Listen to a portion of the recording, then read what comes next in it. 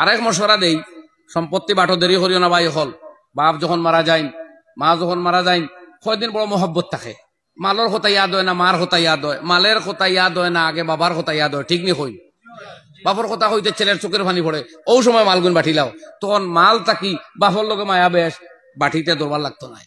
কয় বছর যাইব, অভাব দেখা দিব, বাপ ফাউরিবাই, মাল ইয়া ধরবাই, মালর লগে মায়া বাড়িব, তাতে বড় ভাই ঠকিবাই, নাইলে হরু ভাই ঠকিবাই, নাইলে হরু বোন ঠকিবার, নাইলে বড় বোন ঠকিবার চেষ্টা করবাই। আমরা ভাইছিলাম বিচার 30 বছর 2 সিঁড়ি 3 সিঁড়ি গিয়েছে মাল বাটি জন্য। এই কি আপনার আন্দু কারবার, ইসলামিক কারবার। নামা বারণে না বারণে হইলো অফিসিয়াল ম্যাটার। আল্লাহর কুদরতর অফিসের হিসাব হইলো মাল বাটি দিতে লগে লগে চিহ্নিত হয়েছিল, বাদে বাঠুরা নামা, এটা তো অফিসের ম্যাটার।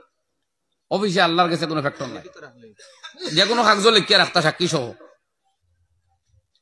কথা বুঝছেন নি? এর লাগে সম্পত্তি আমি আপনার মশওয়ারা দিয়ে, এই ওয়াজও আমি অন্তত 15 বছর আগে করছি, আমার মনে আছে।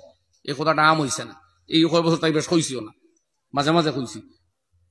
আপনার খেদমত অনুরোধ, দয়া করি বাবা মারা যাওয়ার বাদে সকল পয়লা তান দাফন খাফন, এর বাদে তান ঋণ মারা, 3 নম্বর ওসিয়ত, 4 নম্বর মাল বাটা। আল্লাহ সিরিয়ালে কইছেন, কিতাবে সিরিয়ালে কইছে, আপনি দেরি করতে থাকেন।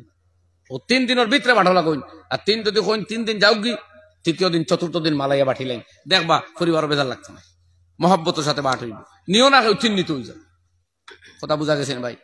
আর না আমার অসুবিধা করে, গোলা তো হেরানো হয়ে গেছে, টায়ার্ড, ফারা সময় মাতি লিছি, 1 ঘন্টাও মাতি, 1 বেশ হয়ে গেছে। আল্লাহ তাআলা যা আলোচনা করলাম ভুল ত্রুটি আল্লাহ মাফ দিতা, কোনো কথা ভুল হইলে আল্লাহ দিলটাই হরাই দেখুয়া, আর দিনের সহি সমাজ আমরা দেখুয়া কোয়া হুনা তাকে বেশি আমল করার তৌফিক।